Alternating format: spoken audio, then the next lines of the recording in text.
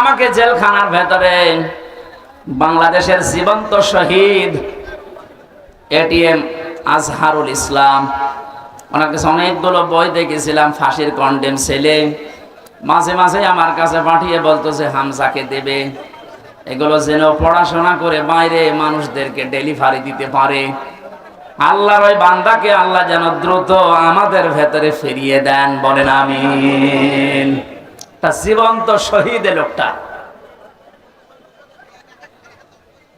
যে সমস্ত মিথ্যা অপবাদ গুলো দিয়ে ইসলামী আন্দোলনের একামতে দিনের দায়িত্বশীল মানুষগুলোকে দুনিয়া থেকে বিদায় করে দিয়েছে, পৃথিবী এখন প্রমাণ পাচ্ছে, দেখতে পাচ্ছে এগুলো পুরাটাই প্রতিহিংসার ফসল। এটাও তো বানালাম নাকি? শহীদ মীর কাশেম আলী, শহীদ আব্দুল কাদের মোল্লা রহমতুল্লাহ আলাইহে, গত কয়েকদিন আমি গিয়েছিলাম ফরিদপুরের মোল্লা সাহেবের কবরে।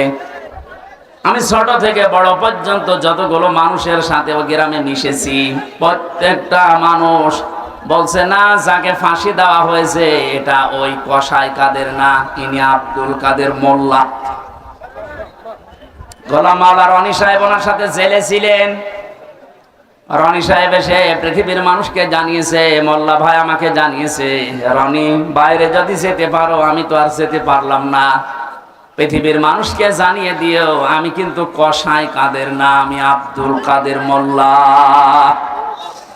যে অভিযোগে আমাকে অভিযুক্ত করে দুনিয়া থেকে ওরা বিদায় দিচ্ছে, আল্লাহর কসম আমি এই দোষে দোষী না। উনি কেন বলবে? আমি নিজেও তো বলছি। আমাদের 3টা বছর জেলে রেখেছিল, কয়েকদিন আগে আমার এই মামলা পুরা ওরা ঢিসমিস করে দিয়েছে, একেবারে বেকসুর খালাস দিয়েছে। তাহলে আদালত থেকে প্রমাণ পেয়েছে যে আমি নির্দোষ, আমার কোনো দোষ নেই। কথা বলে না কেন? এই যে মোবাইলটাও 3 বছর পরে ফেরত দিল, তন্ন তন্ন করে খুঁজেছে। এটা গ্রামের বাড়ি থেকে শুরু করে একেবারে যেখানে থাকি, আমি আকিস গ্রুপে ছিলাম, প্রত্যেকটা জায়গা চুল চেরা বিশ্লেষণ করে এই 3টা বছরের পর মাত্র 5-6 দিন আগে আমাকে আদালত বলেছে আপনি মুক্ত, কোনো দোষ আপনার পেলাম না। আমি আদালতে মনে হয় বলতে গেলাম যে আমার আদালত, এই 3টা বছর তো আপনার কাছে আমার মামলা ছিল, এতদিন পর্যন্ত তো বললেন না যে না এ মামলার কোনো মাল ম্যাটারেস নেই, কি দেখে বিচার করব, এখন বলছেন কেন? উনি এটাই বলতো যে হুজুর কিচ্ছু করার নেই, আমার হাত বাঁধা। কি বাধা? বলেন বলেন। এদেশের 1628টা চেয়ার আছে, এই চেয়ার না, 1628টা চেয়ারের 1627টা চেয়ারে হাত বাঁধা ছিল, শুধু একটা চেয়ারের হাত খোলা ছিল। যারা এই কাজ করেছেন আমরা এখন আহ্বান জানাবো, বাংলাদেশ যেহেতু দ্বিতীয়বার স্বাধীন হয়েছে, 1700-র উপরে জীবন দিয়েছে ছাত্র আর ছাত্রীরা, সুতরাং এই স্বাধীন দেশে আমরা আর কারো হাত বাঁধা দেখতে চাই না। এদেশে যত হাত বাঁধা আছে সব যেন আমার এই বিচারপতির মতো খুলে যায়। প্রত্যেকেই যদি স্বাধীনভাবে হাত খোলা কাজ করতে পারে, 1,10,000-এর উপরে এখন মামলার আসামি জেলখানায় আছে। আমার মনে হয় কমপক্ষে 80,000 মানুষ এমনিতে বের হয়ে যাবে যদি হাত খোলা বিচারপতি পাওয়া যায়। আমি আশা করছি 3টা বছর আমাকে যেভাবে করেছিল, একামতে দিনের দায়িত্বে যারা ছিলেন আমার মনে হয় তাদেরকেও এইভাবে করেছিল। জালেমদের হাতে ক্ষমতা, চেয়ার, আইন আর কানুন বানানোর ক্ষমতা থাকার কারণে ওরা মন মতো যা ছিল তাই করেছে। আমারটা যেমন বেকসুর খালাস পেয়েছি, আল্লাহর কসম যেগুলো মারা গেল, শহীদ হয়ে গেল, এ মানুষগুলো জীবিত থাকলে কেউ বেকসুর খালাস পেয়ে যেত। কোরআনের পাখি শহীদ আল্লামা দেলাওয়ার হোসেন সাইদি রহমতুল্লাহ আলাইহি, অনেকে বলছে উনি মারা গেছে, কে বলেছে মারা গেছে? ওনাকে মেরে ফেলা হয়েছে। ওনাকে মেরে ফেলা হয়েছে, এর বাস্তব প্রমাণ ওনার হাসিটা। কথা বলেন। কোরআনে কারীম জানাচ্ছে যে এইভাবে মানুষকে শোনাও, কিতাবুন উনজিলা ইলাইকা ফালা ইয়াকুম ফি সাদরিকা হারাজুম মিনহু লিতুনযিরা বিহি ওয়া যিকরা লিল মুমিনিন। বলেন আল্লাহু আকবার। সূরা আরাফের 2 নম্বর আয়াতে আল্লাহ বলেন, হে নবী, এই যে একটা কিতাব, এটা আপনাকে আমি দিয়েছি, এটা শুধু সোমা খাবে না, টাকের উপরে রেখে দেবেন। এই এদিকে তাকান। কোরআনকে আল্লাহ এই জন্য আমাদেরকে দিয়েছেন যে শুধু সোমা খাবেন আর মাথার উপরে রেখে দেবেন। জবাব দেন। এটা ক্লাস চলছে, ছাত্রের মতো বলবেন, এই জন্য দিয়েছেন। আল্লাহ পাক বলেন হারাজুম মিনহু লিতুনযিরা বিহি, এ কোরআন প্রচার করবেন, মানুষের কাছে সতর্ক করবেন এইটা দিয়ে। কিন্তু একটা বিষয়, এই যে সাদরিকা আছে, এ কোরআন প্রচার করতে গিয়ে, তাফসীর করতে গিয়ে আপনার মনের ভেতরে যেন কোনো সংকীর্ণতা কাজ না করে, দ্বিধা দ্বন্দ্ব ভয় ভীতি এগুলো আপনার কাছে যেন না আসে। কারণ কোরআন প্রচার করতে গেলে এরকম কিছু আসবে, এটা আমি আল্লাহ জানি। হারাজন শব্দের ব্যাখ্যা পেয়েছি তাফসীরে আমি 2টা। 1 নাম্বার, হে নবী, আপনি যখন কোরআন প্রচারে যাবেন, তাফসীর করে শোনাবেন, দেখবেন অনেক মানুষ এমন সামনে বসা আছে, তারা কোরআনের বক্তব্য না বোঝার কারণে মন খারাপ করবে। এ ধরনের মানুষ দেশে নেই।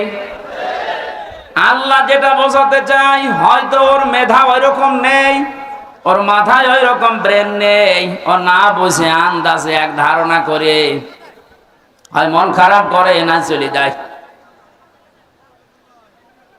2 নম্বরে, আবহমান কাল থেকে এই পৃথিবীতে এমন এমন নিয়ম নীতি ইসলাম মনে করে মানুষ পালন করছে, যেটা আসলে ইসলামে নেই।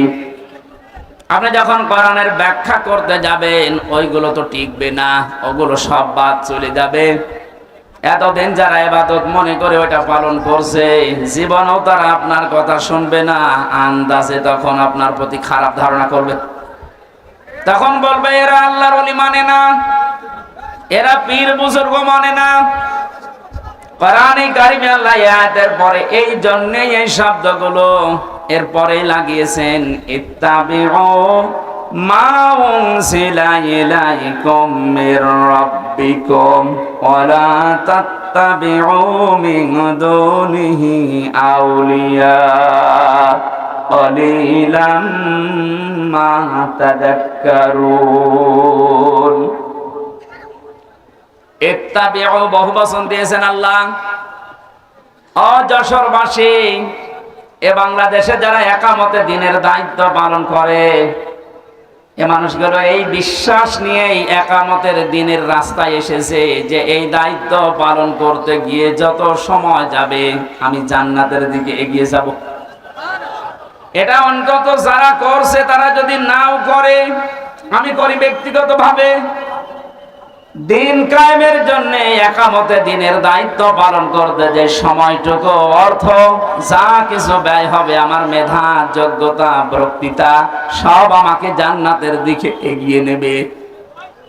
এই জন্য একামতে দিনের দায়িত্ব পালন করছেন যারা, নিজেকে ছোট মনে করবেন না, হীনমন্যতায় ভুগবেন না। আমি গ্যারান্টি দিয়ে যেতে পারি, আপনাকে আল্লাহ কোনোদিন জাহান্নামে দেবে না। কারণ দিন কায়েম করার জন্য যারা চেষ্টা চালায়, ওদের আর যাই করুক আল্লাহ জাহান্নামে দেবে না। এটা তো আমি বানালাম। আল্লাহ পাক বলেন, হাল আদুল্লুকুম আলা তিজারাতিন তুনজিকুম মিন আযাবিন আলীম। ওহে যারা ঈমানের দাবি করো, আমি কি এমন একটা ব্যবসার কথা বলে দেব যেটা করলে তোমাদেরকে জাহান্নামের আগুনে যাওয়া লাগবে না, যন্ত্রণাদায়ক আযাব থেকে আল্লাহ তোমাদের বাঁচিয়ে দেবে।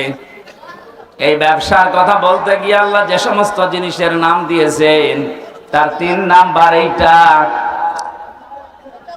এই পৃথিবীতে আল্লাহর দিন কায়েমের জন্য যারা জান আর মাল দিয়ে চেষ্টা চালায়, আল্লাহ পাক বলেন যালিকুম খায়রুল লাকুম, এইটাই ভালো কাজ।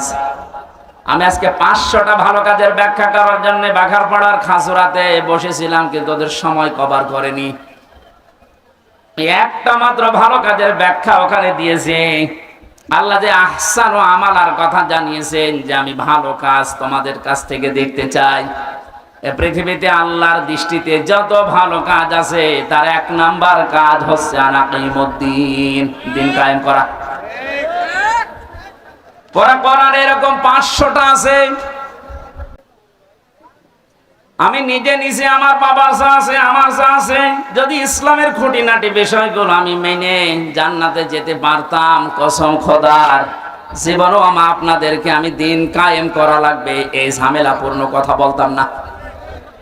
এটা যে কত বড় যন্ত্রণা। আল্লাহ যেহেতু ইত্তাবিউ দিয়েছেন, যে সবাই মিলে অনুসরণ করো, সবাই মিলে ইত্তেবা করো, একজন করলে হবে না। এই জন্যই তো আমরা সবাইকে নিয়ে অনুসরণ করতে চাই। সুখবর একটা আছে, বাংলাদেশে ইসলামী দল যতগুলো আছে, প্রকাশ্য শিরিক এবং বেদাত যারা করে এরা বাদ দিয়ে অন্তত আল্লাহ একজন আছে, কেবলাকে কেবলা বলে মানে। এইরকম কিছু নিয়ম নীতিতে যারা কাউকে শরীক করে না, কাউকে বিশ্বাস করে না আল্লাহ বাদে, এই মানুষগুলো দেখলাম আজকে সব এক হওয়ার জন্য ঐক্যবদ্ধ হচ্ছে। জালেমরা তো পালিয়েছে, মুনাফিক যারা, এদের গায়ে অনেকের এখন আগুন লেগে গেছে। কারণ এরা চিন্তা করছে, এভাবে যদি সব এক হয়ে যায়, আমরা 5 তারিখের পর থেকে যেভাবে শুরু করেছিলাম এই কাজও বন্ধ হয়ে যাবে। ওরা বুঝে ফেলেছে। এখানে আশা করছি যেভাবে এগিয়ে যাচ্ছে সবাই মিলে অনুসরণ করার জন্য ধর্ম বিষয়ক উপদেষ্টা যিনি আছে ডক্টর আফামত খালিদ হোসেন, আল্লাহ তার হায়াতে তাজ্জেবা সিহাতে কল্লিয়া বাড়িয়ে দেন, বলেন আমিন। লোকটার চেষ্টা এবং ইখলাস যা দেখতে পাচ্ছি, আশা করছি ইসলামের সূর্য সামনে আমরা এদেশে দেখতে পাবো ইনশাআল্লাহ। এই জন্য যারা আছি আমরা ছোটখাটো বিষয় নিয়ে মত পার্থক্য বাদ দেওয়া লাগবে। একটা হোস্টেলে 100 জন খাবার খায়, সকালের নাস্তা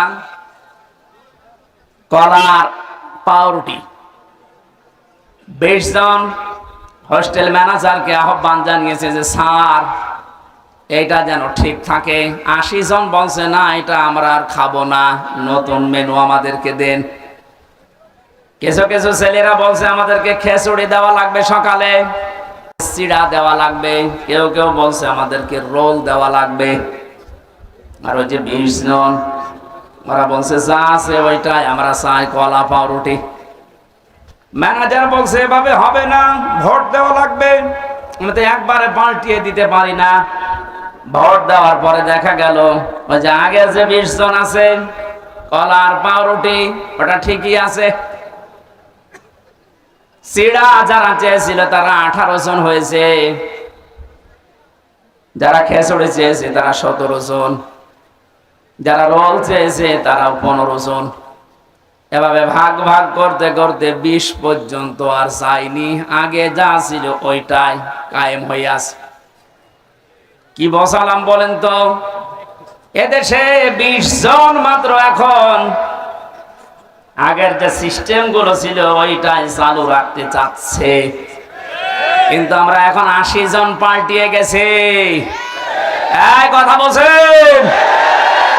আমরা এই 80 জন মিলে এখন যদি এই ছোটখাটো বিষয় নিয়ে মত পার্থক্য করি, কিয়ামতের আগে আমরা 20-এর উপরে যেতে পারবো না। এই জন্য সব বাদ দেওয়া লাগবে। কার কয় কলি টুপি, কার লম্বা টুপি, কার জব্বা, কার সিরা, কে হাত বাঁধে, কে মোনাজাত করে, এগুলো সব বাদ দেন। আল্লাহ একজন আছে, রাসূল আমার নেতা, এই বিশ্বাসে যারা বিশ্বাসী তারা আমরা এখন 80 জন। আরো জোরে। আমরা কোনো বিষয় নিয়ে আর সামনে ঝামেলা যেন না করে। 80 জন যদি ঠিক থাকতে পারি, ভোট যদি 80টা এক জায়গায় পড়ে, ওরা তো 20 জন চালিয়ে আসছে আগে থেকে, কিয়ামত পর্যন্ত ওরা আর বাড়বে না, কারণ আমাদের বরদোয়া লেগে আছে। রাব্বি লা তাযার আলাল আরদি মিনাল কাফিরিনা দাইয়ারা ইন্নাকা ইন তাযারহুম ইউদিল্লু ইবাদাকা ওয়ালা ইয়ালিদু ইল্লা ফাজিরান কাফফারা। বলেন আল্লাহু আকবার। হযরত নূহ দোয়া করেছিলেন, মাবুদ বহু চেষ্টা চালিয়েছি 9.5 বছর 900 বছর ধরে, এ মানুষ ভালো হয়নি, তোমার কাছে আমি শেষ পর্যায়ে বরদোয়া দিলাম, এদের আন্ডা বাচ্চা পর্যন্ত যেন জমিনে না থাকে, কারণ যেইটা থাকবে ওইটা দিয়ে তোমার বান্দাদেরকে গোমরা বানাবে।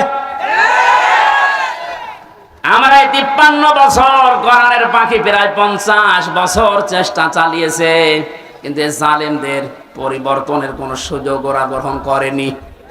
কথা বলে না কেন? চেষ্টা তিনি কম চালিয়েছিল।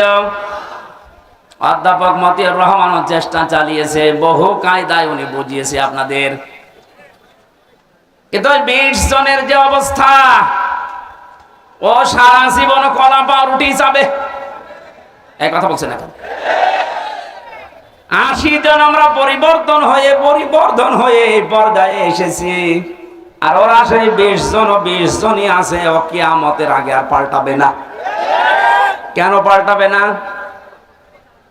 খাতামাল্লাহু আলা কুলুবিহিম ওয়া আলা সামিইহিম ওয়া আলা আবসারিহিম গিশাওয়া ওয়া লাহুম আযাবুন আযীম।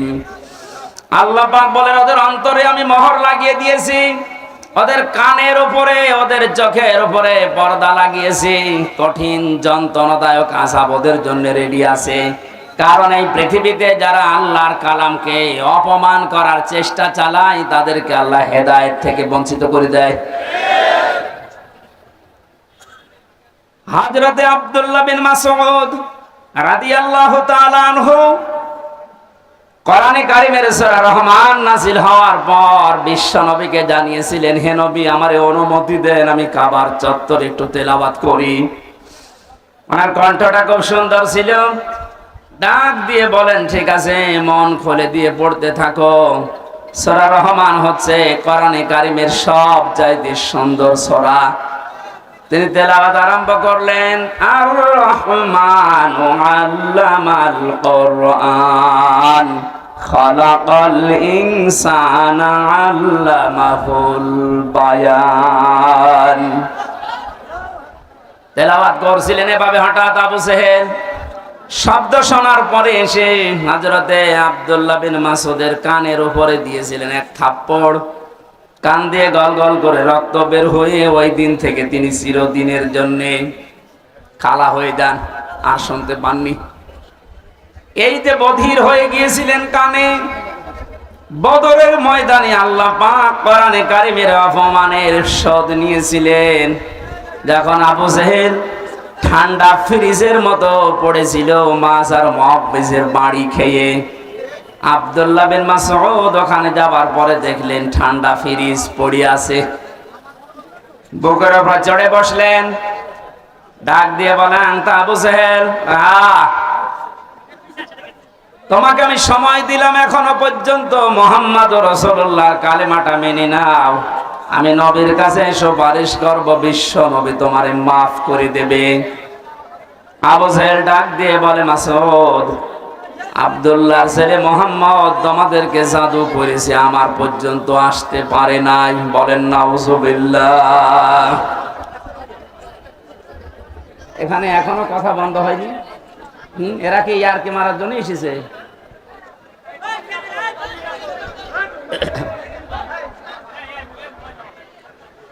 আমার ভাইরা, হযরত আব্দুল্লাহ বিন মাসউদ দৌড় দিলেন নবীজির রওজার কাছে। তাবর ভেতরে দেখেন বিশ্ব নবী মুহাম্মদুর রাসূলুল্লাহ হাত তুলে মোনাজাতে লিপ্ত আছে। তিনি দেখলেন মোনাজাত যখন চলছে, আমি আরেকবার যাই। ওই যে যারা পড়ে আছে এখনো মরে না, ওদের ভেতরে গিয়ে দেখলেন আবু জেহেল এখনো খাচ্ছে। ডাক দিয়ে বলে, তোরে সময় দিয়েছিলাম, আর একবার দিলাম, বল। ও আবার একই কথা জানিয়েছে। তিনি আর একবার ঘোড়া দিয়ে এসে বললেন, বল। এবার আর একটু বাড়িয়ে বলেছে, আব্দুল্লাহর পোলা মোহাম্মদ তোমাদেরকে জাদু করেছে, আমার পর্যন্ত আসতে পারে নাই। পরে আমি এখনো যদি পাই, এখনো টুকরা টুকরা করব। হযরত ইবনে মাসউদ বললেন, না, এতক্ষণ তোরে সময় দিয়েছিলাম, আমি আর সময় দিলাম না। তুই যখন মুহাম্মদ রাসূলুল্লাহর উপরে এই দাবি তুললি, তোরে আমি শেষ করে দেব। তরবারি বের করে গলার ভেতরে লাগিয়েছেন। আবু জেহেল ডাক দিয়ে বলে, মাসউদ, কি করবি এখন? আলাদা করব। ওই সময় বলেছিল, আলাদা করবি কর, আমার গলাটা একটু বড় করে কাট, দেশের মানুষ যেন দেখে বোঝে যেটা নেতার মাথা। মরে যাচ্ছে, তার তেজ কমছে।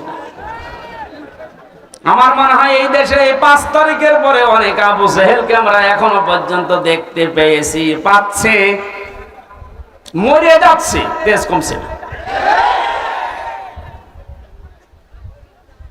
খাতামাল্লাহু আলা কুলুবিহিম, আল্লাহ কলবের উপরে মেরে দিয়েছেন একেবারে মোহর। এর ভালো হওয়ার কোনো পরিবেশ নেই। ইবনে মাসউদ চিন্তা করলেন, এর মাথাটা যদি নবীজির তাবু পর্যন্ত নিয়ে যেতে পারি, নবী আমার জন্য দোয়া করবেন। তিনি মাথা ধরে টানলেন, 2 হাত দিয়ে দেখে নড়ে না। চিন্তা করলেন, মাথা এত ভারী হয়ে গেল কি করে? কাছে যে রশি ছিল, তরবারি দিয়ে কানের ছিদ্রি একটা, ওর ভেতরে বান্ধন দিয়ে তিনি টানতে আরম্ভ করলেন। দেখে না, নড়ে না। কি মাথায় এত ভারী হয়ে গেল কি করে? 2 কান ছিদ্রি করলেন। 2 কানের ভেতরে রশির অগ্রভাগ 2টাই ঢুকিয়ে যখন সুন্দর করে বাঁধন দিয়ে অপর ভাগ ধরে টান দেওয়া আরম্ভ করলেন, এবার মাথা নড়া আরম্ভ হয়েছে। চিন্তা করেন, এতক্ষণ পর্যন্ত মাথা টান দিয়েছি, নড়ে না, এখন নড়ছে কোন কারণে? আল্লাহ রাব্বুল আলামিন বোঝাতে চেয়েছে, মাসউদ, আমার কোরআন কাবার সামনে তেলাওয়াত করার কারণে এই লোকটা তোর কানের উপরে থাপ্পড় দিয়ে একটা কান নষ্ট করে দিয়েছিল। আমি আল্লাহ আজকে তোর হাতে ওর 2টা কান নষ্ট করে দিয়ে প্রতিশোধ নিলাম। পরকালে কি করব এটা আমি আল্লাহ জানি। আমি যেটা বোঝাতে চাচ্ছিলাম, এই পৃথিবীর ময়দানে কোরআনে কারিমের গায়ে যারা হাত দেয়, অপমান করার চেষ্টা করে কোরআন কেন্দ্রিক কোন বিষয়ের সাথে, আল্লাহ পাক কিন্তু দুনিয়াতে তাদের শাস্তি দিয়ে দেখিয়েছেন। কমেল্লাই মন্দিরে যারা দেবতার পায়ের কাছে কোরআনে কারিম রেখেছিলেন, আজ কিন্তু ধরা পড়ে যাচ্ছে। দশ ছাপিয়েছে ইসলামী আন্দোলন যারা করে, একামতের দিন যে এরা করেছে, দুনিয়া উল্টিয়ে যাবে। কখনো একামতের দিনের কোন নেতা কর্মী দেবতার পায়ে কোরআন রাখবে আমি বিশ্বাস করি না। ওরা হেফাজত ইসলামের উপরে চাপাতে চেয়েছিল যে কোরআন এরা মে মাসের 5 তারিখে আগুন লাগিয়েছে। এটা এখন প্রমাণ হচ্ছে আগুন দিয়েছে কে? আপনাদেরকে হেদায়েত থেকে বঞ্চিত করে দিয়েছে আল্লাহ এমনিতেই না, প্রমাণ এইটাই। কারণ কোরআনের উপরে যারাই হাত দেয় তাদের কপাল আল্লাহ নষ্ট করে দেয়। আমার ভাইরা, আমরা সবাই মিলে অনুসরণ করব, কারণ হচ্ছে আমি একা একা অনুসরণ করার কথা আল্লাহ এখানে দেননি, বহু বচন দিয়েছেন। এজন্য সবাইকে নিয়ে অনুসরণ করতে চাচ্ছি। কিন্তু যাদের কপালে কোরআনের কারণে মোহর মারা আছে, এই 20 জন, কলা পাউরুটি যারা চেয়েছে ও মরণ পর্যন্ত ওইটাই চাইবে। ওরা চাইতে থাক, আমরা তো এখনো 80 কয়জন? 80 বলেন, বলেন আরো জোরে বলেন আর একবার। 80 জন যদি এবার ভুল করেন, 20 কিন্তু আবার আসবে। ভুল করা যাবে? বলেন, একটু মিলিয়ে দেখেন তো কোথায় 80 আর কোথায় 20। এরপরও আমরা পারি না, কারণ আমরা কেউ 18, কেউ 17, কেউ 15, কেউ 14। আর ওরা যেহেতু আবাহমান কাল থেকে আসতেছে ওই 20 আমরা আর এই 17, 18, 19-এ থাকবো না, আমরা এখন 80 হয়ে যাবো ইনশাআল্লাহ। সময় যেহেতু সামনে আসছে, আমরা 80 হব না 20 থাকবো ইনশাআল্লাহ। এটা করতে হলে সবাই মিলে আজ অনুসরণ করা লাগবে আল্লাহ যেটা দিয়েছে। তার নাম কি? বলেন বলেন। আল্লাহ পাক আয়াতের পরবর্তীতে জানিয়েছেন, ওয়ালা তাত্তাবিউ মিন দুনিহি আউলিয়া। কোরআন বাদ দিয়ে পৃথিবীর কোন ওলি আল্লাহর অনুসরণ করার দরকার নেই। প্রশ্ন আসতে পারে, আল্লাহ কি তার ওলিদের বিরুদ্ধে? না।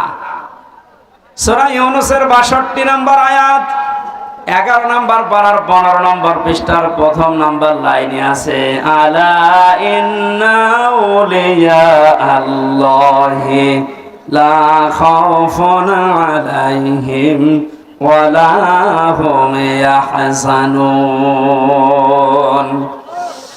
আল্লাহ পাক বলেন, কোনো ভয় নেই, কোনো চিন্তা নেই আমার ওলি যারা, তাদের কোনো ভয় চিন্তা নেই। তাদেরকে সতর্ক করলাম, সুসংবাদ জানালাম, এদের ব্যাপারে তোমরা সাবধান থাকবা, এদের ভয় চিন্তা নেই। অথচ সূরা আরাফের 3 নম্বর আয়াতে বললেন কোনো অনুসরণ করার দরকার নেই। ওই আয়াতের সাথে আয়াতের কোনো মিল পাচ্ছি না। তাহলে আল্লাহর কথাও চাচা এরশাদের মতো, সকালে একটা বিকালে একটা।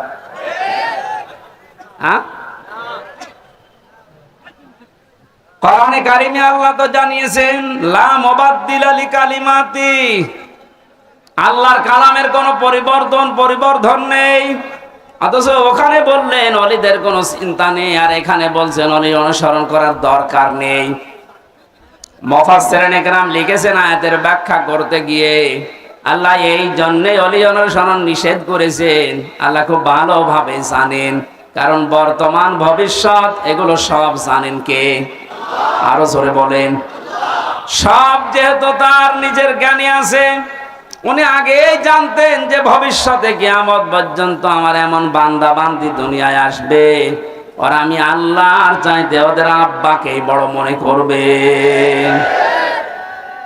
এই জন্য আল্লাহ নিষেধ করেছেন কোন আব্বার কোনো অনুসরণ করার দরকার নেই। কালিলাম মা তাযাক্কারুন।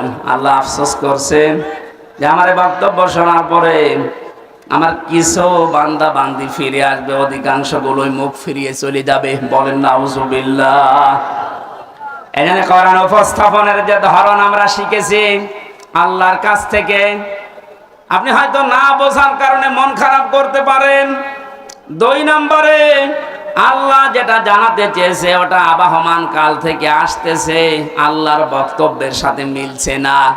এখন আপনি কি ওই বাপ দাদারটাই মেনে চলবেন, না আল্লাহর বর্ণনা করাটা? এখানে আর একটা বিষয়, একটা মাসলা পাওয়া যায়।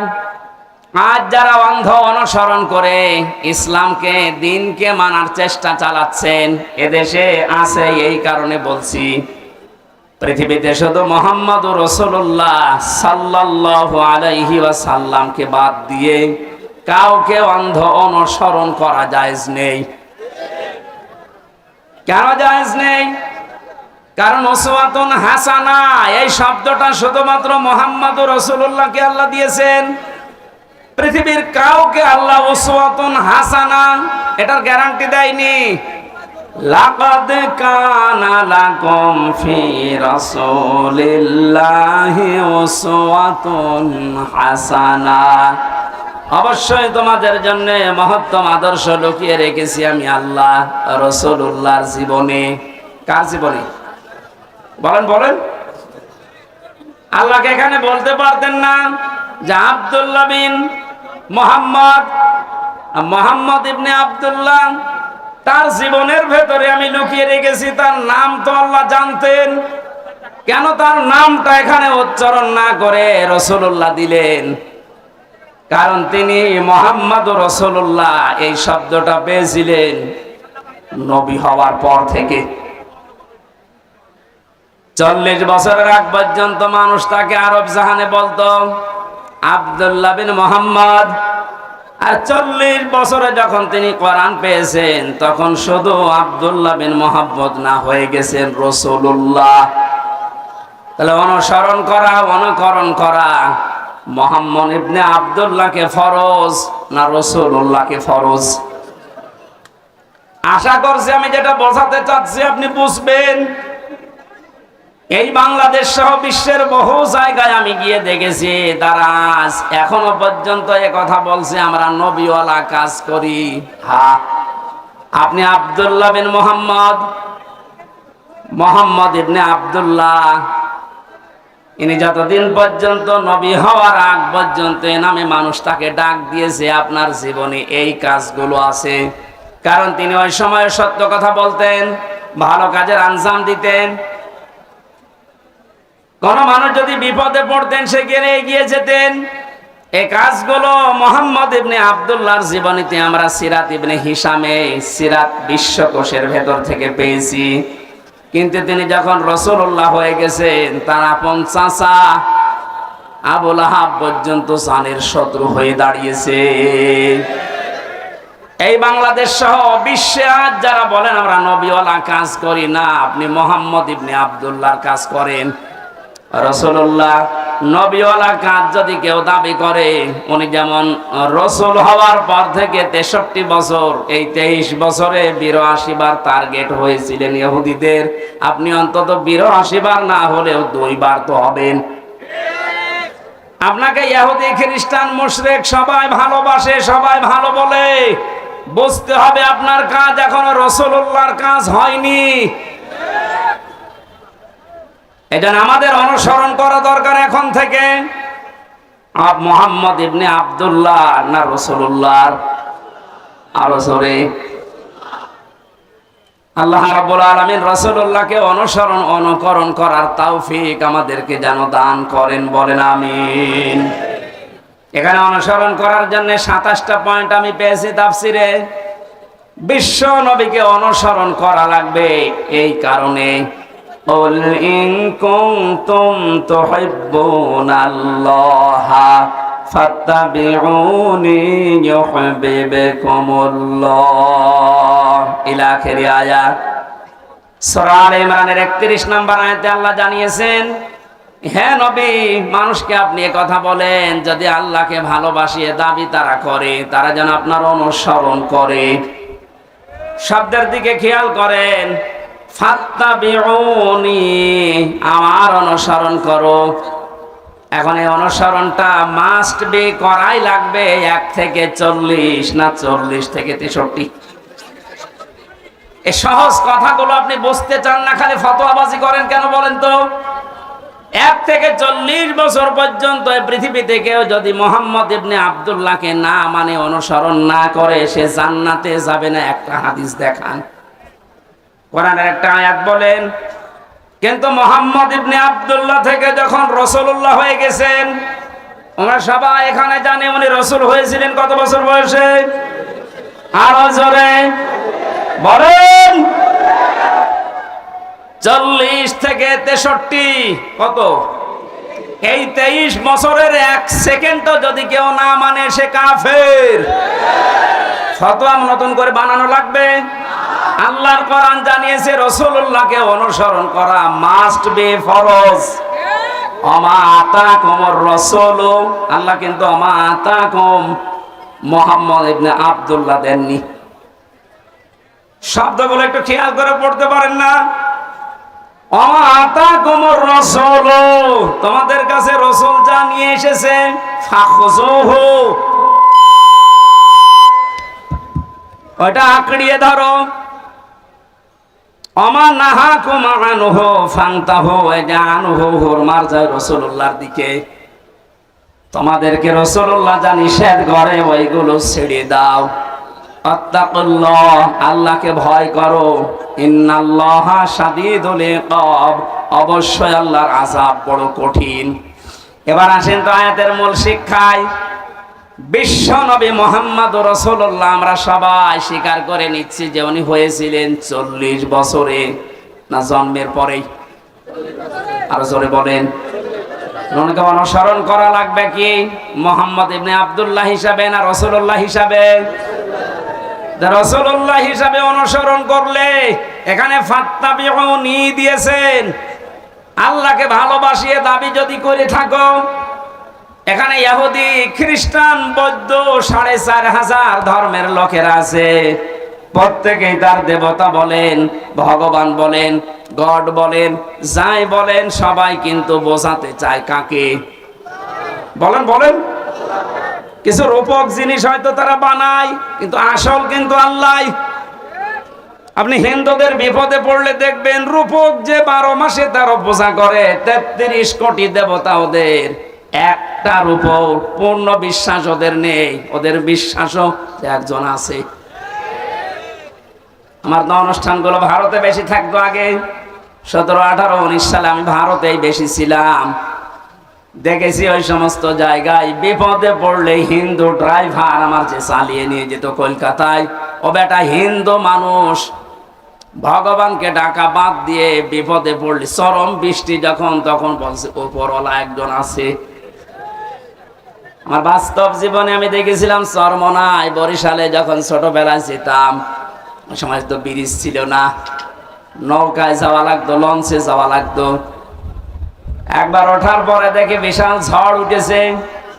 আমরা যারা মুসলমান পড়ছি লা ইলাহা ইল্লাল্লাহ, লা ইলাহা ইল্লা আনতা সুবহানাকা ইন্নী কুনতু মিনাজ জালিমিন। সামনে দেখলাম দাদা আর দাদি বসে আছে হিন্দু, ওরা পড়ছে লা ইলাহা ইল্লাল্লাহ। বললাম দাদা চেহারা দেখে মনে হচ্ছে অন্য ধর্মের, মুসলমান হয়েছেন কবে? বলছে না মুসলমান হয়নি, কালিমা পড়লেন। বলছে যে ঝড় উঠেছে ও কালী দুর্গার কাজ না, আল্লাহ লাগবে। ওরাও জানে যে একজন আছে, কথা বলেন ঠিক কিনা? যে যে ধর্মে তার নতুন নতুন রূপক অর্থে বানিয়ে নিয়েছে, কিন্তু আসল একজন আছে, এ কথা সবাই যেহেতু বলছে, আল্লাহ এ কথাই জানাতে চাচ্ছেন। তোমরা যারা বলো আল্লাহ তোমাকে ভালোবাসে, তোমাকে আমরা মহব্বত করি, আল্লাহ বলছেন এই কথার দাবি পূরণ করার জন্য ফাত্তাবিউনি, আমার রাসূলের অনুসরণ করা লাগবে। কি করা লাগবে? এবার আমার প্রশ্ন, এখানে যারা জ্ঞানী মানুষ তাদের কাছে, এই অনুসরণ কি আংশিক না পূর্ণাঙ্গ? আরো জোরে বলেন। আজ এই বাংলাদেশ সহ বিশ্বের বহু মুসলমানেরা, আমি যে সিঙ্গাপুর, মালয়েশিয়া কয়েকটা রাষ্ট্র ঘুরে আসলাম এই 15-20 দিন আগে থেকে, বাস্তবতা দেখেছি হাজার হাজার লক্ষ লক্ষ আমাদের মতো মুসলমান আংশিক কিছু মানা, কিছু অনুসরণের মাধ্যমে ওরা মনে করছে আমরা নাজাত পেয়ে যাব। অথচ ফাত্তাবিউনি, আমার অনুসরণ করো। আমরা সবাই স্বীকার করছি অনুসরণ আংশিক না, এটা পূর্ণাঙ্গ। নাকি আংশিক? পূর্ণাঙ্গ অনুসরণ করবেন আপনি। এখন অনুসরণ যখন আরম্ভ করবেন, আল্লাহ বলেন ওয়াগফির লাকুম যুনুবাকুম, দুইটা জিনিস আমি দেব। এক নম্বরে জীবনের যত অপরাধ আছে, জামবন না দিয়ে যুনুব বহু বচন দিয়েছেন। আপনি যদি অনুসরণ করা আরম্ভ করেন, আপনার জীবনে দুইটা পুরস্কার আল্লাহ দেবে। যত গুনাহ ছিল পেছনে, সব আল্লাহ রাসূলের অনুসরণের কারণে মাফ করে দেবে। দুই নম্বরে আল্লাহ পাক যদি কাউকে মাফ করে দেয়, তার জন্য বানানো জান্নাত দেবে। এই কথা মানেন তো? এবার আসেন আমার মূল শিক্ষাটাই। এই বাংলা সহ বিশ্বের যত মুসলমানেরা আজ আমরা আংশিক অনুসরণ করে মনে করছি যে না আমরা আল্লাহর ভালোবাসা মহব্বত পেয়ে গেছি।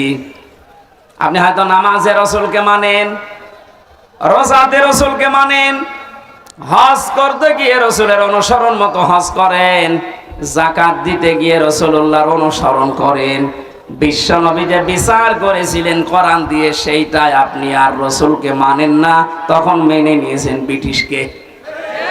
আরো আসতে বলেন। আমার অনুসরণ কি আংশিক হয়েছে না পূর্ণাঙ্গ? আংশিক অনুসরণের মাধ্যমে আল্লাহর মহব্বত ভালোবাসা পাওয়া যাবে না। আর আল্লাহর মহব্বত যদি পাওয়া না যায় জান্নাতও যাওয়া যাবে না। কারণ আল্লাহ ইউহিব্বুকুমুল্লাহ দিয়েছেন, এটা মজারে বর্তমান ভবিষ্যৎ প্রেজেন্ট ফিউচার। কোন মানুষ যখন পূর্ণাঙ্গ অনুসরণের জন্য সিদ্ধান্ত নিয়ে লেগে পড়বে, আল্লাহ পাক বলেন আমিও তাকে ভালোবাসা শুরু করব। এখানে কত জ্ঞানী মানুষ আছেন, আপনার বিবেকের কাছে আপনার আমার প্রশ্ন, আপনার শরীর থেকে শুরু করেন, এ 3.5 হাত বডি, আপনার পরিবার, আপনার সমাজ, আপনার রাষ্ট্র, আপনার আন্তর্জাতিক নীতি তাকান, সব জায়গায় অনুসরণ যদি পূর্ণাঙ্গ আপনি না করেন, আল্লাহর কোরআন বলছে আপনাকে আল্লাহ এখনো ভালোবাসা আরম্ভ করে নাই।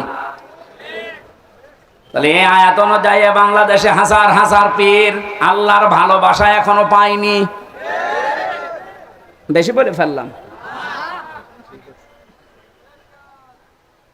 আশা করছি আমি যেটা বোঝাতে চেয়েছি, এখন থেকে আর অপূর্ণাঙ্গ না, আমরা পূর্ণাঙ্গ অনুসরণ করতে চাই রাসূলুল্লাহকে।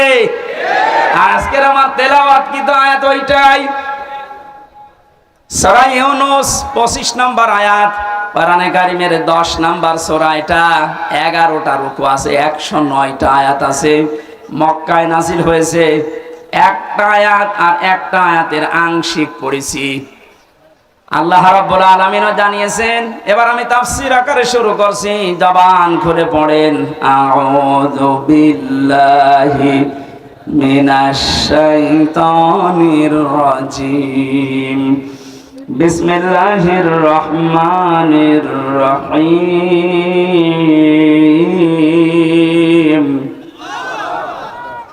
ওয়াল্লাহু ইয়াদউ ইলা দারিস সালাম। আল্লাহ পাক বলেন আমি আল্লাহ তোমাদেরকে আহ্বান জানাচ্ছি, ডাকতেছি শান্তির ঘরের দিকে। আজ বাংলাদেশ বৈষম্য বিরোধী ছাত্র আন্দোলনের মাধ্যমে যে 9টা দফা দিয়েছিল, আপনি দফাগুলো একটা একটা করে একটু পড়ে দেখেন। আমি তো মিলিয়ে দেখেছি এদের বাস্তব প্রতিফলন ওই 9টা।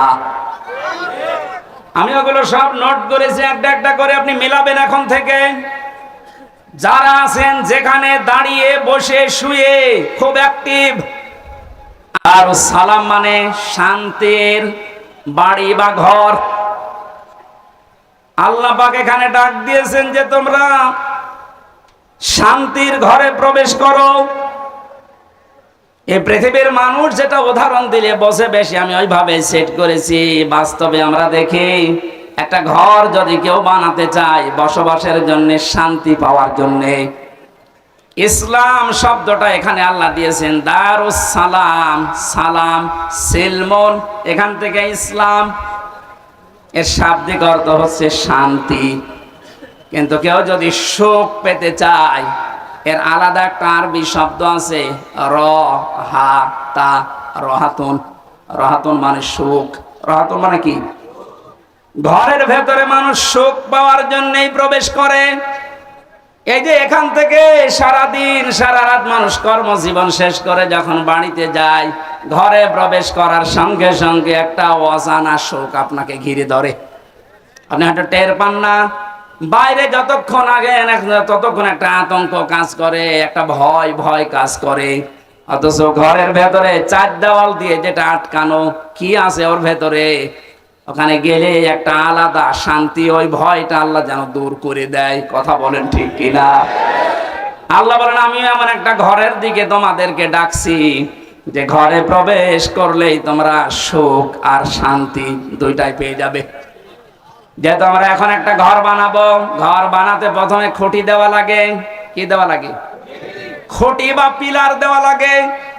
আল্লাহ যে ঘর বানাতে আমাদেরকে নির্দেশ দিচ্ছে যে শান্তির ঘরে প্রবেশ করো, এই ঘর যদি 56,000 বর্গ মাইলকে আপনি বানাতে চান, তাহলে 4টা খুঁটি আল্লাহর কাছ থেকে নেওয়া লাগবে। এই খুঁটিগুলো যদি কেউ ভারত থেকে নেয়, বিপদে পড়বে। ওরা এখন বিপদে আছে। কথা বলেন না কেন? ওরা বহু চেষ্টা চালিয়েছিল ওই সময়। পাকিস্তান থেকে আমাদের এই চেষ্টাকে ভাগ করার জন্য ওরা যেমন সাহায্য করেছে, সেভেন সিস্টারের মাধ্যমে ওদের দেশকে ভাগ করার জন্য আমরাও সাহায্য করব। চালান আমরা শোধ দিয়ে দেব, আপনি যা করিয়েছেন আমরা ওইটাই করব। আপনারা ওই সময় ভাগ করে যদি আমাদের বন্ধু হয়ে যান, আমরাও কথা বলছেন শুরু হয়ে গেছে অলরেডি। আলাদা পতাকা বানিয়ে উড়িয়ে দিয়েছে মণিপুরে। খেলা হবে না, খেলা আরম্ভ হয়ে গেছে। আপনারা যেমন আমাদের এতদিন বলে আমরা বন্ধু, কারণ আপনাদের সেই পাকিস্তান আর এই বাংলাদেশ মাঝখানে ছিলাম, আমরা আলাদা করে দিয়েছি, এই জন্য আমরা আপনার বন্ধু। আমরাও পাশে তো দেখলাম ডক্টর ইউনূস প্রথমে এই ঘোষণা দিয়েছিল, এদেশকে অশান্ত করার জন্য যদি চেষ্টা চালান সেভেন সিস্টার থাকবে না। মানে যদি নাও করে, ওনার পেছনে যে দেওয়াল আছে তারা হয়তো একটু কাঁটি নাড়াচ্ছে। আন্তর্জাতিক যে বিষয়গুলো আমি এখানে বলতে চাচ্ছি না। যাই হোক, আমি এতটুকু টাচ দিলাম, ওরা আমাদেরকে পাকিস্তান থেকে আলাদা করে যদি ওরা বন্ধু হয়, ওদেরকে আমরা এই সেভেন সিস্টার 7টা অংশে ভাগ করে বন্ধু হব। আমরা তো আর ওরা একটা করেছিল, আমরা 7টা করে দিচ্ছি, আমরা আরো বড় বন্ধু না?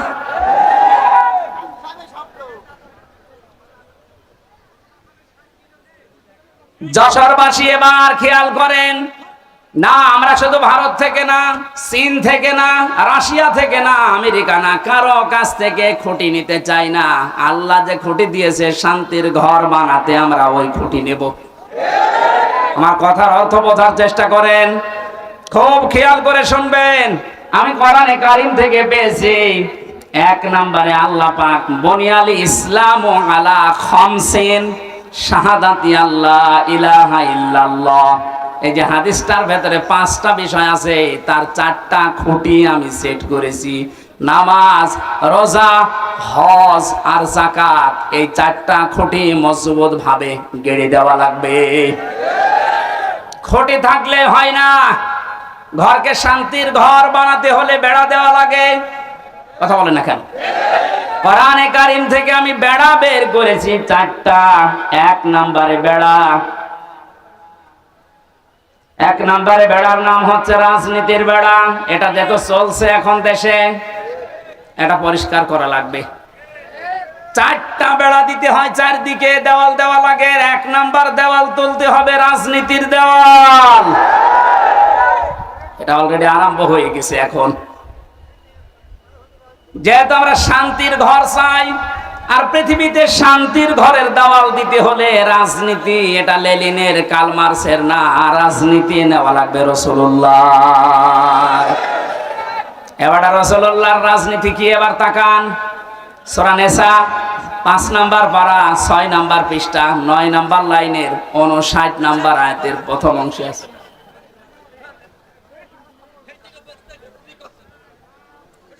শেষ করে দেব না?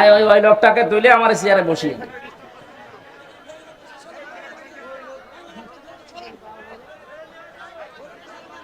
সুবহানাল্লাহ আলহামদুলিল্লাহ লা ইলাহা ইল্লাল্লাহ। সুবহানাল্লাহ আলহামদুলিল্লাহ লা ইলাহা ইল্লাল্লাহ। মাইকের আওয়াজ আর বাড়া, গলা ব্যথা করছে। সুবহান, এই দেখলেন না? এটা রওশনের সাথে মাইকের কিন্তু বদনাম করে দেব। এখন আওয়াজ দিচ্ছেন না, গলাটা নষ্ট করার জন্য ধান্দা আছেন না? আপনার আওয়াজ থাকতে আওয়াজ না বাড়িয়ে রেখে দিয়েছেন কোন কারণে? সুবহানাল্লাহ আলহামদুলিল্লাহ লা ইলাহা ইল্লাল্লাহ।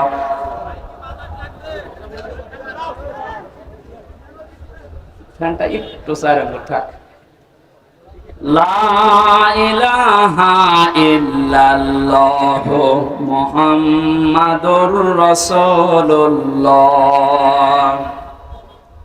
যশোরবাসী, শান্তির যে ঘর আমরা নির্মাণ করতে যাচ্ছি, এ ঘরে যারা রাজনীতির বেড়া হিসাবে থাকবে এই মানুষগুলোকে অনুসরণ করার একটা বিশাল সুন্দর সিস্টেম আল্লাহ আয়াতে দিয়েছেন। আল্লাহ পাক বলেন আমাকে অনুসরণ করো, আমার রাসূলকে অনুসরণ করো। তোমাদের ভেতরে যারা রাজনীতি করবে, নেতা হবে, নেতৃত্ব দেবে, তাদেরকে অনুসরণ করবা। কিন্তু শিক্ষা হচ্ছে আতিউ, এই শব্দটা এটা একটা ফেল, এটা ভার্ব, এটা ক্রিয়া। এটা আল্লাহ নিজের নামে আর রাসূলের নামে দিয়েছেন, কিন্তু উলিল আমর যারা রাজনীতি করবে, নেতৃত্ব দেবে, নেতা হবে, তাদের আগে দেননি। ও বাংলার মুসলমানেরা, এমন একটা ঘর যেহেতু আমরা নির্মাণ করতে যাচ্ছি, যে ঘরে প্রবেশ করলে কোনো ভয় থাকবে না। কথা বলেন এখন, কোনো চিন্তা থাকবে না। বলেন বলেন, এমন একটা ঘরে আমরা যেতে প্রবেশ করতে ইচ্ছা করছি বা প্রবেশ করব বলে আশা করছি, যে ঘরের ভেতরে, ঘরের এরিয়াতে গেলে কোনো চিন্তায় থাকবে না।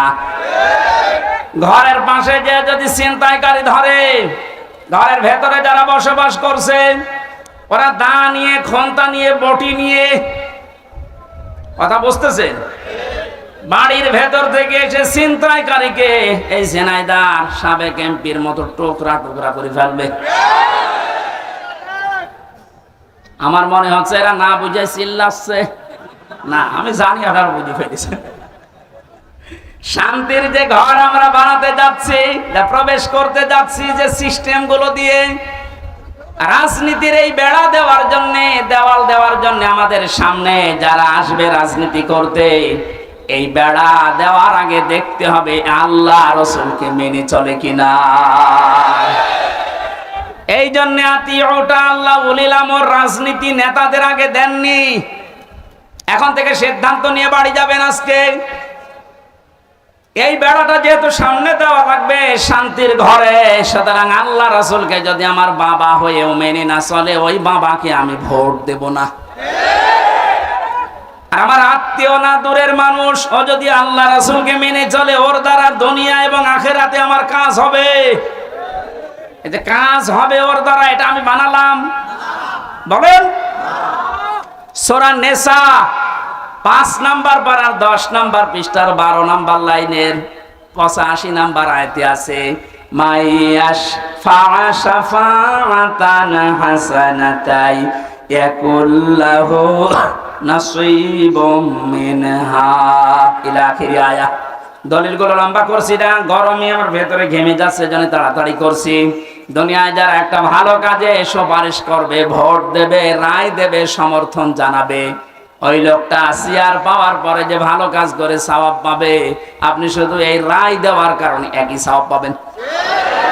যেই লোকটা এই কাজ করে আমাকে উপকার করছে দুনিয়া এবং আখিরাতে, সে যদি আমার দোলা ভাই না হয়, আমার বাবা না হয়, ও যদি আল্লাহ রাসূলকে মেনে চলতে পারে, ওকে আমি সমর্থন জানাবো, সাপোর্ট করব, সুপারিশ করব।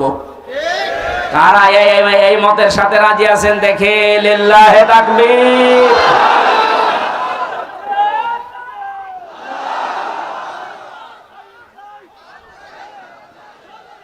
এই কথা বোঝার চেষ্টা করেন।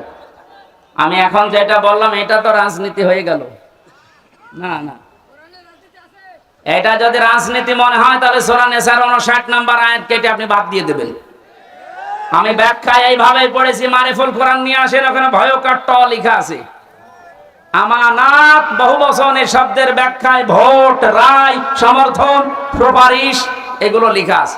এখন আপনি তাফসীর মাহফিল লিখে দিয়েছেন, আমি শব্দের ব্যাখ্যায় যদি ওই শব্দগুলো না বলি, শুধু আমানত বলি, আপনি তো বুঝবেন না। আর আপনি যদি বোঝেনও না, বোঝা ভান করে থাকবেন। এখন আর ভান করার অভ্যাস আছে না, 5 তারিখের আগে ছিল। এখন আর ভান করার অভ্যাস নেই, যা পড়ি ওইটাই বলি ইনশাআল্লাহ। আগে তো এই যশোরে যাওয়ার জন্য সে কুষ্টিয়া ঘুরে আসতাম, এখন একেবারে সরাসরি চোরামন কাঠি দিয়ে উঠবো। রাজনীতির বেড়াটা ঠিক করবেন আশা করছি। 2 নম্বরে বেড়ার নাম পেয়েছি আমি সমাজনীতি, 3 নম্বরে পরিবার নীতি, 4 নম্বরে আন্তর্জাতিক যে নীতিটা আছে এইটা। এবার আমি 3টা বেড়ার কথা বললাম। পারিবারিক নীতির যে বেড়া, আমি ব্যাখ্যায় যাব। আর কয়েকটা জিনিস লাগে ঘর বানাতে। আমরা দেখি শুধু বেড়া দিলে ঘর হবে না, ছাউনি দেওয়া লাগবে, চাল দেওয়া লাগবে, ছাদ দেওয়া লাগবে। গ্রাম্য মানুষ যারা ঘর বানায়, 4 চালা ঘর, এদিকে একটা, এদিকে একটা, ওইদিকে একটা, এইদিকে একটা, চাল লাগে কয়টা? আমি কোরআনে কারিম থেকে 4টা চাল বানিয়েছি। 1 নম্বরে ইমানের চাল। যদি কেউ শুধু ছাদ দিতে চায়, পুরা ইমানটা দিয়ে ঢেকে দিলেই সম্ভব, আর অসুবিধা নেই। যদি 4টা চাল কেউ দিতে চায়, কোরআন জানিয়েছে সৎকর্মের চাল দেওয়া লাগবে, যুদ্ধনীতির চাল দেওয়া লাগবে, সমাজনীতির চাল দেওয়া লাগবে। এই চালগুলো যদি একটা একটা করে কোরআন যেভাবে দিতে জানিয়েছে ওইভাবে আমরা দিতে পারি। শুধু চাল দিলেই হবে না, ঘরে প্রবেশ করার জন্য একটা দরজা লাগবে। আল্লাহ পাক যে দরজার ঘোষণা দিয়েছেন কোরআনে, লা ইলাহা ইল্লাল্লাহু মুহাম্মাদুর রাসূলুল্লাহ। আল্লাহর এই শান্তির ঘরে যদি কেউ প্রবেশ করতে চান, তাহলে এই কালেমা পড়ে এই দরজা দিয়ে প্রবেশ করা লাগবে। গত পরশুদিন আমার চুয়াডাঙ্গা ছিল, স্বামী স্ত্রী 2 জন এই দরজা দিয়ে অলরেডি প্রবেশ করেছে। এর কয়েকদিন আগে ছিল গাইবান্ধা, সরঞ্জিত নাকি নাম যেন, এই লোকটা এই দরজা দিয়ে আল্লাহর এই শান্তির ঘরে অলরেডি প্রবেশ করেছে। প্রতিদিন প্রতিনিয়ত আজকেও দেখলাম 26 জন আল্লাহর এই কালেমা পড়ে এই দরজা দিয়ে অলরেডি শান্তির ঘরে ঢুকে পড়েছে। আমরা তো আগে থেকেই ঢুকে বসে আছি। তাহলে আল্লাহ যে ঘর বানাতে বললেন, এই ঘরের দরজার নাম কালেমা। নাম কি? জবান খুলে একবার পড়েন, লা ইলাহা।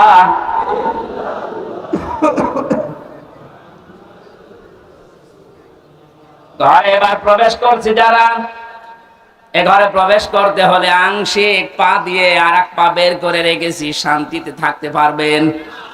দরজা দেওয়া লাগবে না। বলেন, দরজা যদি কেউ দিতে চায়, কোরআনে কারীম জানাচ্ছে, ইয়া আইয়ুহাল্লাযীনা আমানু দুখুলু ফিস-সিলমি কাফা। সূরা বাকারা 208 নম্বর আয়াতের প্রথম অংশে আছে, ও হে ঈমানদারেরা, তোমরা যদি সত্যি শান্তি পেতে চাও, আমি যে ঘর দিলাম ইসলামের, এখানে আংশিক প্রবেশ করবা না, পুরাপুরি প্রবেশ করো। জোরে বলেন আল্লাহু আকবার। ঘরে প্রবেশ করে যদি দেখেন জ্বালানা নেই, থাকতে পারবেন? আরামে ঘুমাবেন, দরজা বন্ধ, জ্বালানা দিয়ে চুরি হয়ে যাবে। আল্লাহ পাক এজন্য জানিয়েছেন, এই ঘর শান্তিময় রাখতে হলে আগে জ্বালানা ঠিক করো। আমরা কোনো ঘরের 2টা 3টা 4টা পর্যন্ত জ্বালানা দেখি। কোরআনে কারীম থেকে আমি জ্বালানা পেয়েছি, এদিক থেকে বাতাস ঢুকবে, ওই দিকে বের হয়ে যাবে। 2টা, একটা মুআমালাত আর একটা মুআশারাত। আমিরে জামাত ডক্টর শফিকুর রহমান যেটা এখন অলরেডি আরম্ভ করেছে, এই কথা বলছেন, শান্তির এই ঘরে থাকতে হলে জ্বালানা লাগবে, আর একটা দিলে হবে না। একটা জ্বালানা দিলে বাতাস একদিকে প্রবেশ করে দম বন্ধ হয়ে যাবে, এটা যেন বের হতে চায়। এই জন্য আমাদের মুআমালাত মুআশারাত ঠিক করা লাগবে। মানে ভারতকে জানিয়েছেন, আপনাদেরকে আমরা বন্ধ হিসাবে পেতে চাই। চীনের রাষ্ট্রদূত সেদিন যে প্রশংসা করেছেন, জালেমরা তো নেই, অনেক মুনাফিক এখন চলে যাচ্ছে। কত বিচক্ষণ লোক আপনি জানেন। আমি ছিলাম তার সাথে 4 দিন, বাস্তবতা দেখেছি। লোকটারে মাথা না, এটা একটা ম্যাগনেট। আপনি 20 বছর পরে যেটা বুঝবেন, আল্লাহ ওনাকে 20 বছর আগে ওইটা বোঝার মতো তৌফিক দিয়ে দিয়েছেন। ওনার যে স্যাক্রিফাইস, ওনার যে বিচক্ষণতা, যে তাওয়াক্কুল ভেতরে আছে, আর যে ইখলাস নিয়ে উনি কাজ করে, আমার আল্লাহ মনে হয় এই কারণে ওনাকে আস্তে আস্তে তুলে দিচ্ছে। আপনি যত ষড়যন্ত্র করেন রুখতে পারবেন না। ওনার প্রতিটি পদক্ষেপ আমার মনে হয় তাহাজ্জুদের নামাজ পড়ে সিদ্ধান্ত নিয়ে তারপরে করেন। জেলখানায় যতদিন আমি দেখেছি, আমার তো সেজদা ছিল 2 মিনিট 2.5 মিনিট, আর ওনার সেজদা ছিল 1 ঘন্টা 1.5 ঘন্টা। মানে সেজদায় সে মনে হয় কাঁদতেন যে আল্লাহ আমাকে আরো ছেলে মেয়ে বেশি দাও, আমার সম্পদ আরো বাড়িয়ে দাও। কি করেছে 1 ঘন্টা 1.5 ঘন্টা সেজদায় বসে বসে? এমন এমন কিছু উনি এই যে বছরের পর বছর জেল খাটার মাধ্যমে চেয়েছিলেন, আমার আল্লাহ ওই চাওয়াগুলো জিনিস এখন আস্তে আস্তে ওনাকে দিয়ে দিচ্ছে। জালেমরা বিদায় নিয়েছে, মুনাফিকদেরকে বলবো আপনি থামেন, পারবেন না। কারণ ওনার যে মুআমালাত, ওনার যে মুআশারাত, যে বিচক্ষণতা। কোথায়? কুষ্টিয়ায় 3 জন হাসপাতালে ভর্তি আছে, কুষ্টিয়ার জেলা আমির জানে না। উনি আছে কক্সবাজারে, ওখান থেকে জেলা আমিরকে কল দিয়ে বলছে 3 জন আপনার জেলায় হাসপাতালে কিছুক্ষণ আগে অ্যাক্সিডেন্ট করে পড়ে আছে, আপনি কোথায়? আপনি বলেন তো তার দূরদর্শিতা কত দূর। সেরকম একটা জেলা না, 64টা জেলা বাংলাদেশে।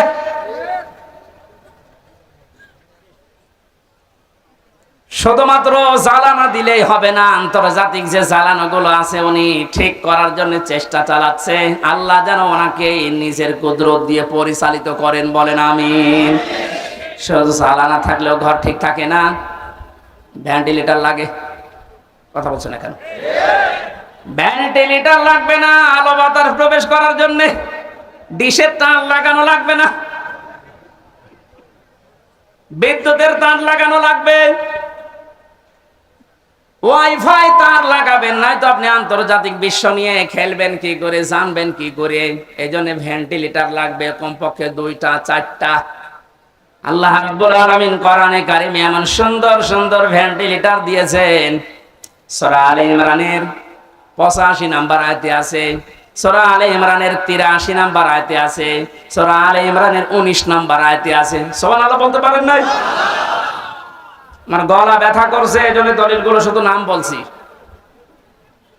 এভাবে যদি ঘর আমরা একটার পরে একটা পয়েন্টে যে সাজালাম, এগুলো একটা করে এখন ব্যাখ্যা আরম্ভ করব। আমার যে প্রথম ঘরের খুঁটির পরে যে চাল আমরা দিয়েছিলাম, নামাজের ব্যাখ্যা, রোজার ব্যাখ্যা, হজের ব্যাখ্যা, যাকাতের ব্যাখ্যা, একটা একটা করে খুঁটির ব্যাখ্যা দিলে এরকম 4 দিন লাগবে। আপনারা এগুলো সব কম বেশি জানেন, এজন্য এই খুঁটিগুলো আমার বলার দরকার নেই। কয়েকটা চালের কথা, কয়েকটা বেড়ার কথা, দেওয়ালের কথা আমি বলছিলাম, তার ভেতরে একটা রাজনীতির বেড়া আমরা ঠিক করব তো ইনশাল্লাহ। বাস্তবে যে দেখবেন আল্লাহ রাসূলকে মানি না, ও আমার পীর হলেও ওরে মানি না, আমার বাবা হলেও মানি না, আমার ভাই হলেও মানি না। আল্লাহ রাসূলকে মেনে চলে ও যদি এখানে বাড়ি না, আমার আত্মীয় না, কারণ এই বেড়া আমার দেওয়া লাগবে। এরপরের বেড়ার নাম পারিবারিক জীবনের বেড়া। এ বেড়ায় হাজারো মানুষের আমাদের ঠিক নেই, এখানে অনেক আলেম পর্যন্ত আছে।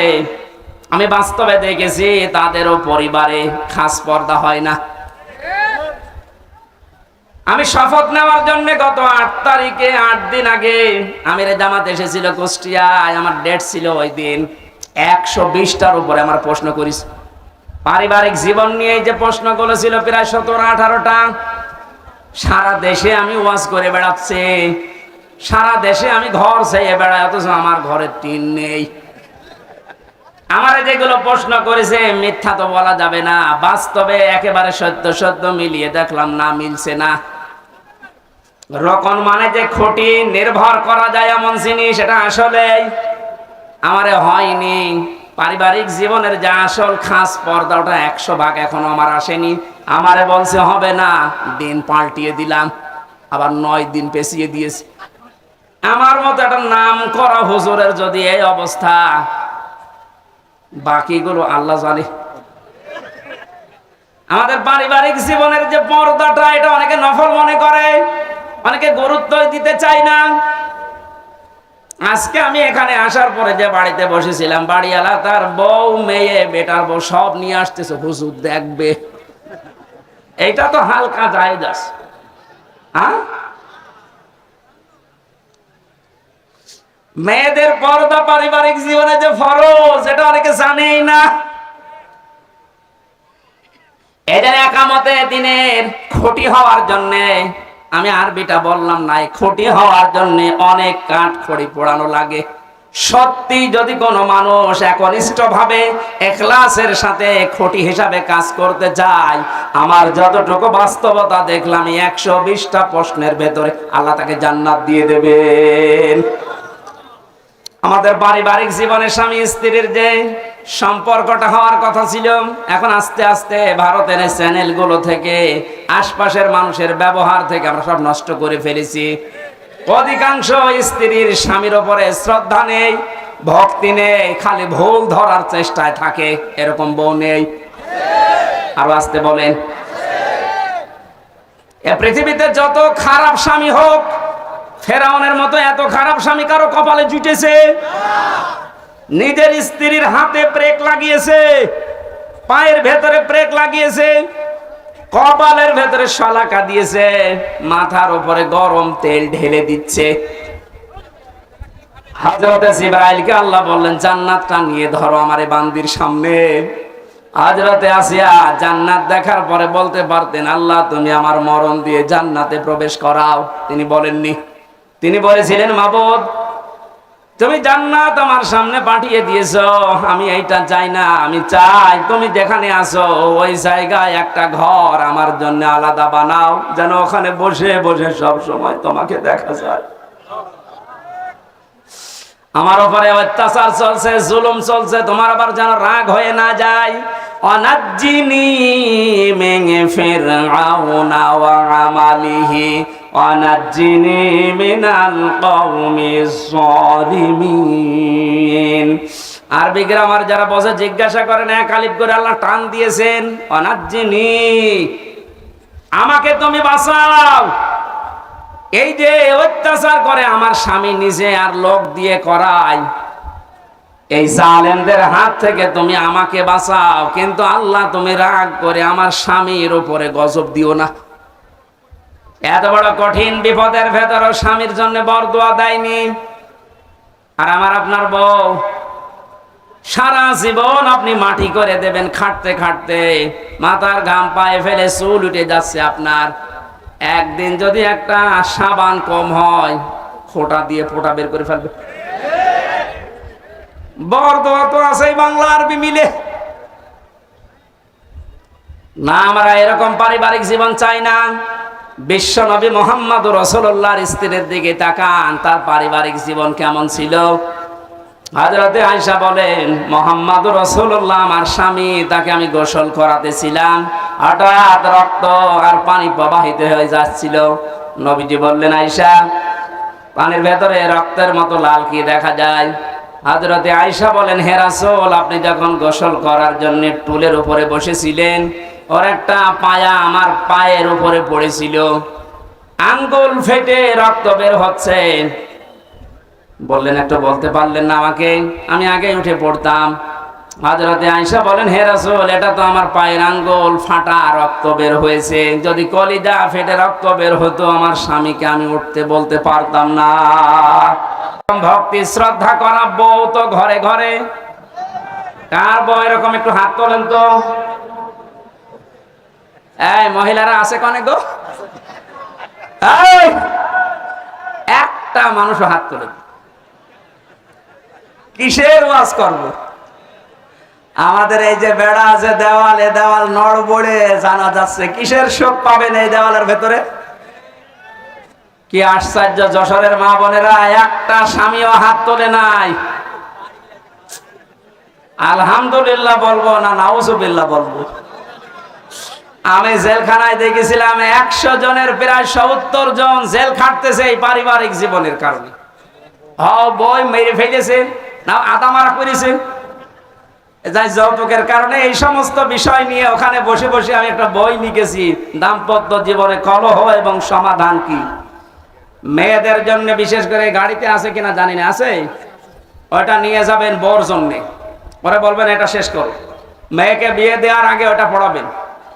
120 পৃষ্ঠা লেখা আছে। যাওয়ার সময় গাড়ি থেকে নিয়ে ওদের পড়ান। পারিবারিক জীবনের এই যে দেওয়ালটা, বেড়াটা, এটা আমাদের ঠিক করা দরকার। নয়তো আপনারও জীবনে এই জল্লাদ শাহজাহান এবং এখন যে জল্লাদ আছে কেন্দ্রীয় কারাগারে, এর নাম ইলিয়াস, এই বউ মারার কেসে জেল খাটতেছে। আমাদের কপালে ওরকম আবার এসে যাবে কিনা আল্লাহ জানে। এই জন্য ওইটা নিয়ে পড়ান। পারিবারিক জীবনের এই দেওয়ালটা, বেড়াটা ঠিক করেন। আল্লাহ এরকম একটা শান্তির ঘর আমাদেরকে তৈরি করার তৌফিক দিন, যে ঘরের ভেতরে প্রবেশ করলেই শান্তি পাওয়া যায়। আল্লাহ আমাদেরকে দোয়াও শিখিয়েছেন, আমরা ওই দোয়াই আরম্ভ করছি। নেন, ربنا هب لنا من أزواجنا وذرياتنا قرة أعين واجعلنا للمتقين إماما রব্বুল আলামিন কোরআনে কারীম শোনার জন্য বোঝার জন্য যশোরের এই মানুষগুলো এত পাগল তুমি তাকিয়ে দেখো প্রচন্ড এই গরমে আমার পেছনে ফ্যান লাগানো আছে এরপরও আমার অবস্থা যা ভেতরে ঘেমে শোধ চলতেছে এই মানুষগুলোর ফ্যান নেই পাখা নেই বাতাস নেই ঘন্টার পরে ঘন্টা এরা বসে আছে কোরআনের ইজ্জতে এদেরকে তুমি ওমরের মতো বানিয়ে দাও আজকের আলোচনায় সওয়াবগুলো তুমি নবীজির রওজায় পৌঁছিয়ে দাও যত মানুষ কবরে আছে আল্লাহ কবরবাসীদেরকে ক্ষমা করে দাও এ মাহফিলের আয়োজন করতে গিয়ে তোমার যে বান্দারা শ্রম দিয়েছে আল্লাহ আল্লাহ তাআলা আমার যে শ্রদ্ধাভাজন শ্বশুরের কারণে এখানে এসেছি নসির আহমেদ রব্বুল আলামিন তোমার গোলামকে ইসলামী আন্দোলনের সঠিক কর্মী বানিয়ে দাও তার জীবনের ভালো কাজগুলো কবুল করো অন্যায় কাজগুলো মাফ করে দাও আল্লাহ আমার মামা শ্বশুর মাওলানা আলমগীর হোসেন আমার সাথে আজকে এসেছে তার বাবাকে তিনি হারিয়েছে বাবাকে মাফ করে দাও মাওলানা হোসাইন তার বাবাকে অনেক দিন আগে এই দুনিয়া থেকে হারিয়ে ফেলেছে আল্লাহ তুমি তার বাবাকেও কবরে মাফ করে দাও মাওলানা রবিউল ইসলাম সহ শত আলিম এখানে বসে আছে অধ্যাপক মতিয়ার রহমান স্যার সহ প্রত্যেকটি মানুষকে তুমি দ্বীনের খাদেম বানিয়ে দাও রব্বুল আলামিন আমার কণ্ঠে মারাত্মক ব্যথা কথা বললেই ব্যথা বেড়ে যাচ্ছে মুক্ত জীবনে যখন ফিরিয়ে দিয়েছো আমার কণ্ঠটা তুমি ছেড়ে দাও